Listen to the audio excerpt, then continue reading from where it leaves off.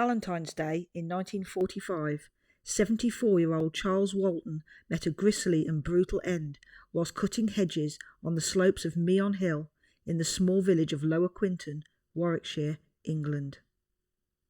He had been murdered using the very tools that he carried with him, a pitchfork and a slash hook. This remains one of the UK's strangest unsolved cases, with claims of witchcraft and the occult. Previous investigators who have visited Lower Quinton have been met with tight-lipped silence by residents. Even though it is now nearly 80 years since the events took place, no one wants to be reminded and no one wants to talk about it. Even though Charles Walton was buried in the small cemetery directly opposite the house where he lived, his family removed his headstone to prevent people from seeking it out. There remains no marker now for Charles. As we drive through the streets of Lower Quinton, the history is all around us, in the thatched cottages and the quiet narrow roads. It remains much the same as it was when Charles Walton lived here. Memories run deep, and local people eye us with suspicion. This is not a story that they want to be told. This is the cottage where Charles Walton lived, with his niece, who he'd adopted as a child when her mother died. He was a widower, and he'd lived in Lower Quinton all of his life.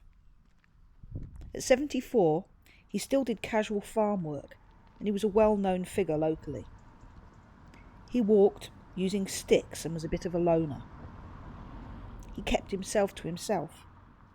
He didn't spend time in the local pub like a lot of the other men.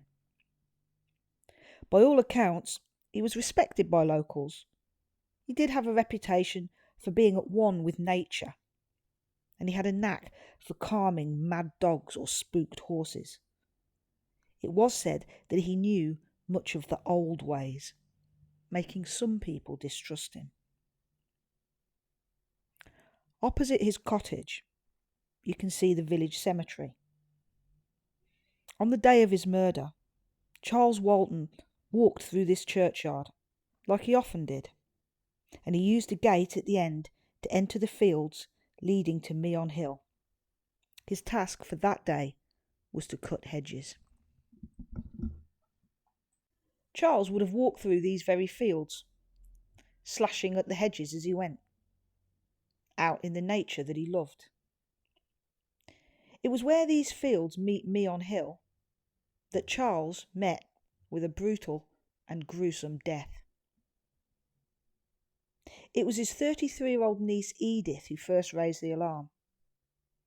Charles would always get home first, and when she returned and didn't find him there as usual, she became concerned.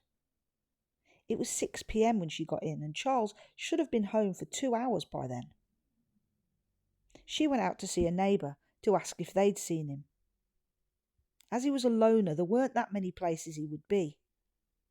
Edith and the neighbour went to the local farm to alert Charles's employer, Albert Potter. By this time it was dark. It was cold. It was a bitter winter evening.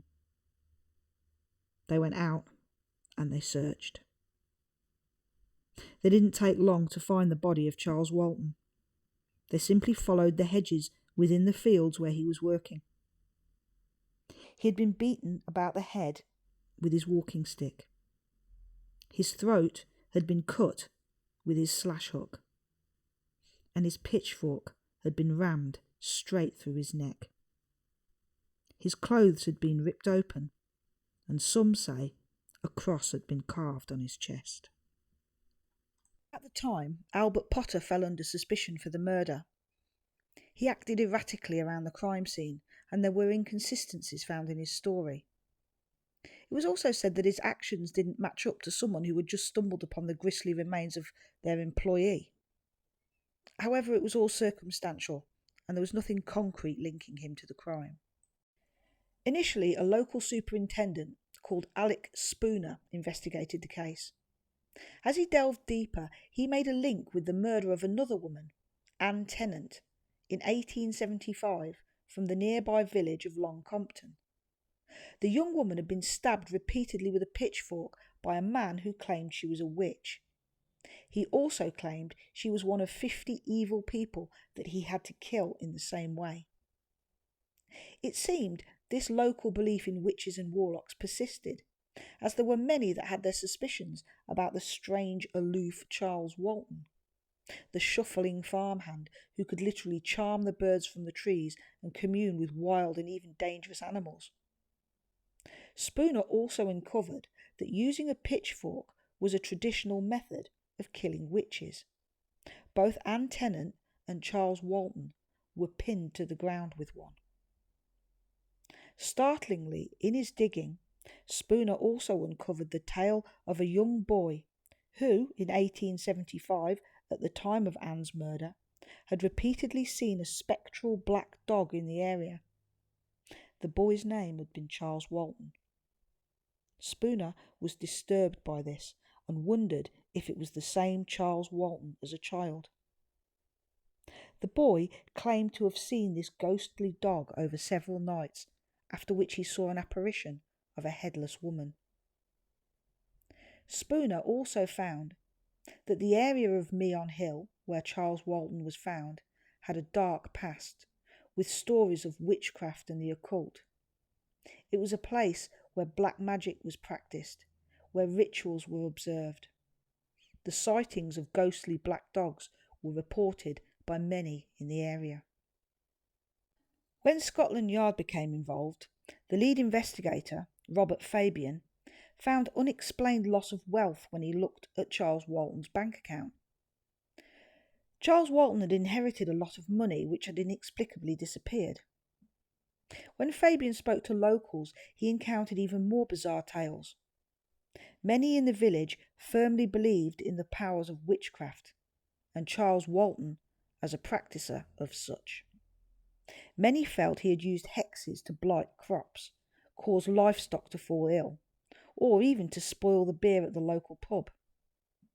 Rumours abounded that some areas were overrun by toads, which is a sign of hexing. Walton was said to keep them as pets. At the time of Walton's murder, many villagers reported sightings of black dogs.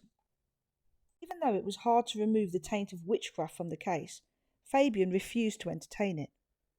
He still held suspicions about Albert Potter, but he also explored the possibility that an escaped prisoner of war might have been responsible. At one time, one of Walton's friends, whom he'd argued with, was considered a suspect, but no evidence could link him to the case. The case grew ice cold, and the locals of the village were less and less inclined to talk to anyone about it. In 1965, Charles Walton's watch, which had been inexplicably missing from his body at the crime scene, turned up in an outhouse at the back of Walton's cottage. It contained a tiny shard of coloured glass, which according to locals was something used by witches to safeguard them from evil spells. So we think this is Meon Hill. There was another entrance to get here, but it's private property and we couldn't get through. It's definitely a hill. Not sure the exact location of where he was found.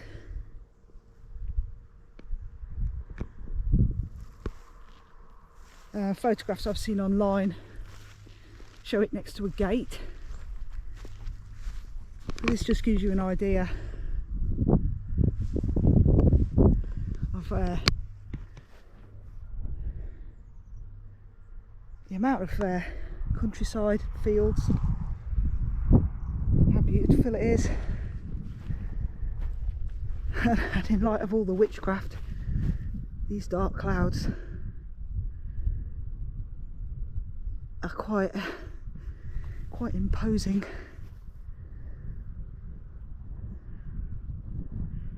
And that's it. I'm only going to go much further because there's not a lot else to see really.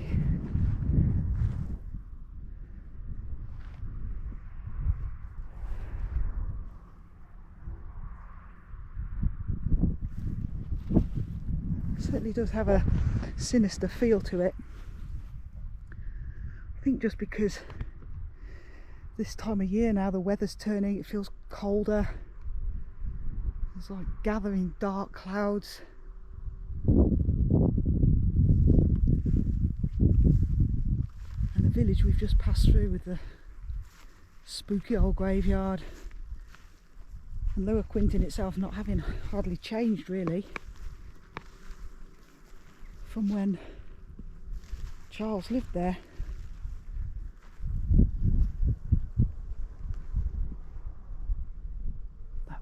Amazing houses, old thatched cottages, pub still there, same pub. Not that Charles was a pub goer.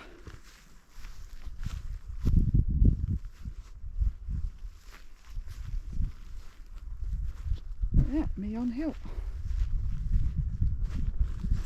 I wanted to end the video in the area of Charles Walton's final resting place.